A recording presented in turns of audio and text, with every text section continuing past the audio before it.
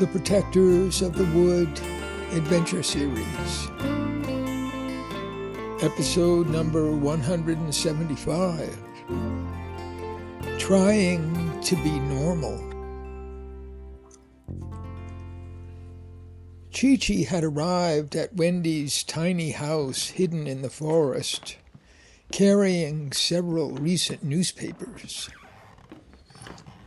Abby was craving for some news from the outside world, but was horrified to see a photo of herself with the Mapstick strapped to her back as she rode her bike down Bridge Avenue in the hailstorm. Abby turned to Wendy but couldn't get a word out. You know, there just might be a good side to this photo. What?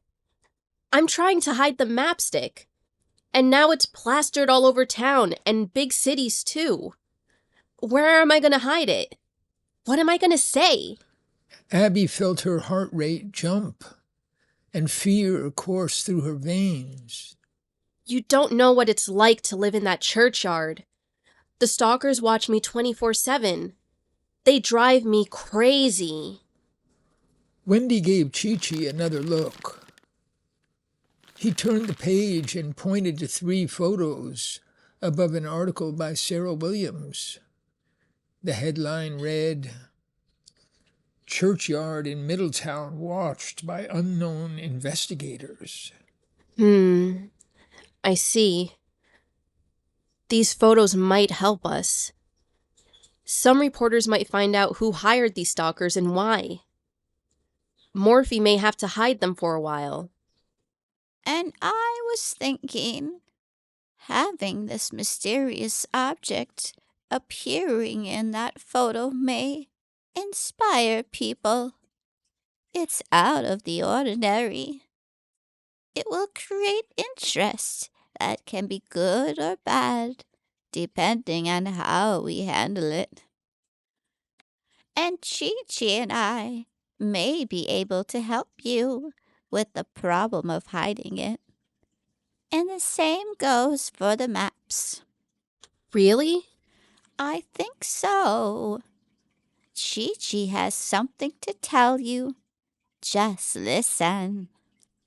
Chi-Chi looked at Abby with the serious expression she wasn't used to. He sighed. There's so much for us to talk over, but so little time. Here's the main thing for now. There are passageways from Hidden Valley under the Half Moon River. One of them runs underneath the abandoned house, and then as far as the churchyard. It has a side tunnel that ends under my shed, and I promise to help you in any way I can, starting today. Abby felt like she was on a roller coaster, rising high and falling low, over and over. She felt ready to cheer and weep at the same moment. My father told me. I know there are tunnels under the river, but I never thought of the churchyard or your shed. How can that be a secret? People will find them and discover so many things. This doesn't help me. It's another hazard, something to worry about, a way to make awful mistakes. You see what we live with. Your point applies to almost everything we do. But what is our alternative? Chi-Chi will show you how this has been concealed. You need our help. I certainly do. But I'm overwhelmed right now. Let me take a walk and think a little. Yes, a good idea. I've been wondering how much you could absorb over such a wild week. But Abby, please remember, I feel sure that together we can overcome these problems, and we don't have to solve everything today. Feeling grateful but still in doubt, She rose and headed for the door. But Wendy called out.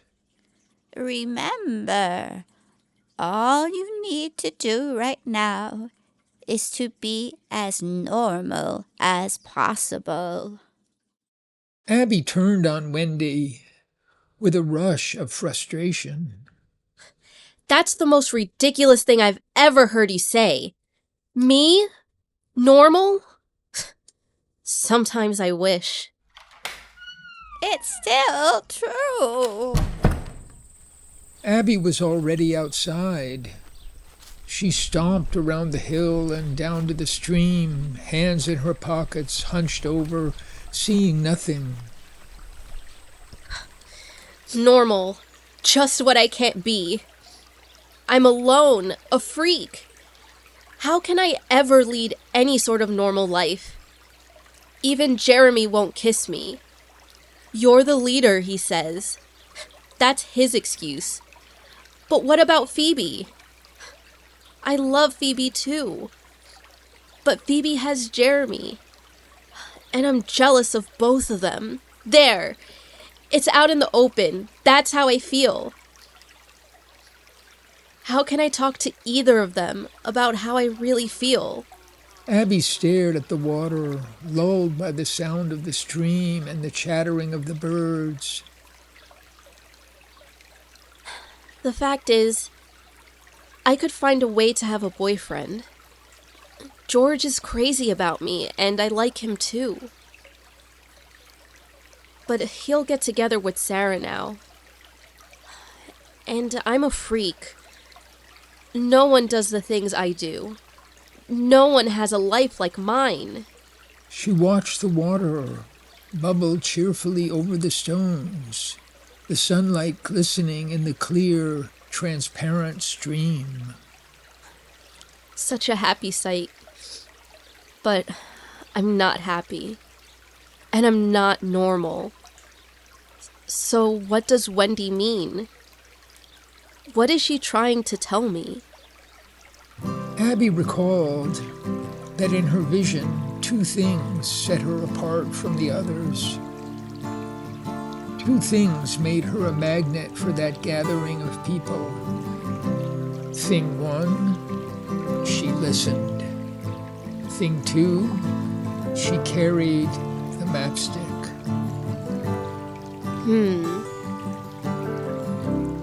Interesting. Let's follow this up. Why did I listen to people? Why did I have such attention for all those lost and suffering souls? Well, I felt lost too. I had no idea what was going on, what I was doing there, what I should be doing. I listened to them in order to learn and to be able to... what? Be able to find my way. Find out who I am. Find out what I'm supposed to be doing. I was lost.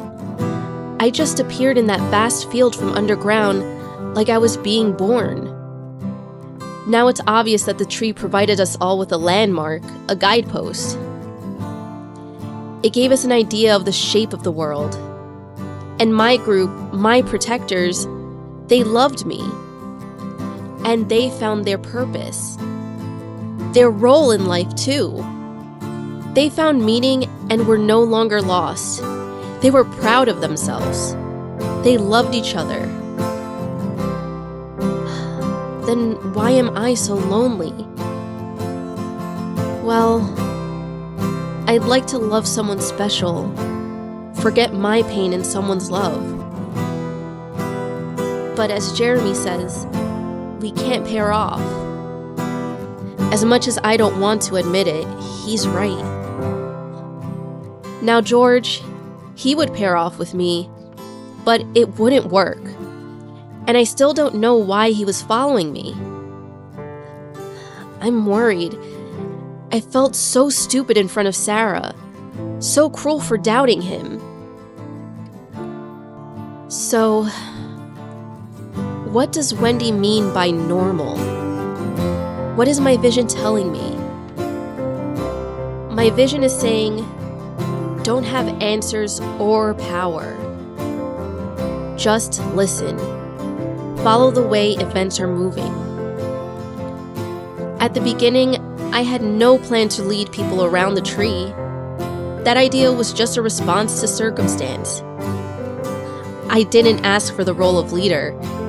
It just began to happen of its own accord. I just did what was needed. So I should go back and do what's needed. And I want to. I want to very badly. And just look at the situation, Abby. You idiot. You're not a failure. The bishop seems to have a grip on this controversy.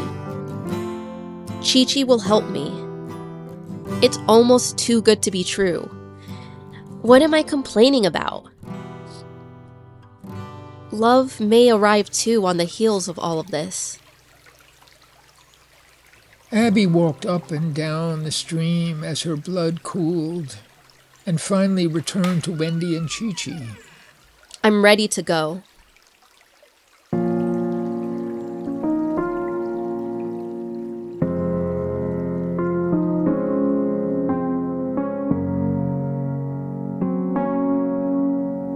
Sun at my shoulder, no use to pretend anymore. How the seasons go, out on the edge of my dream I will go, my own name to know. Two half circles moving through you. This year I'll say I do. Feel the cat's fur, stand up on it, go round again. Then with the branches on a leafy ground, I'm found where the old life lies down. Before the buildings rose up on high, here am I, here am I. And when the year is new, in the fire of time, I'll cry out, and I will follow you.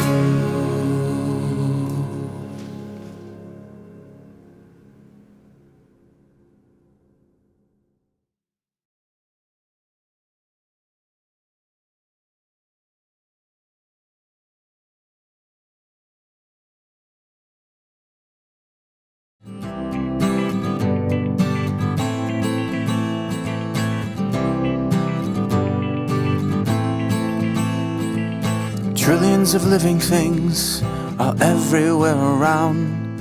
Our lives are all planted deep into the sacred ground. There's everything to love and everything to fear. It's planet Earth in the universe and nature lives here. It's planet Earth in the universe and nature lives here. It's planet Earth in the universe and nature lives here. It's planet Earth in the universe and nature lives here. And nature lives here.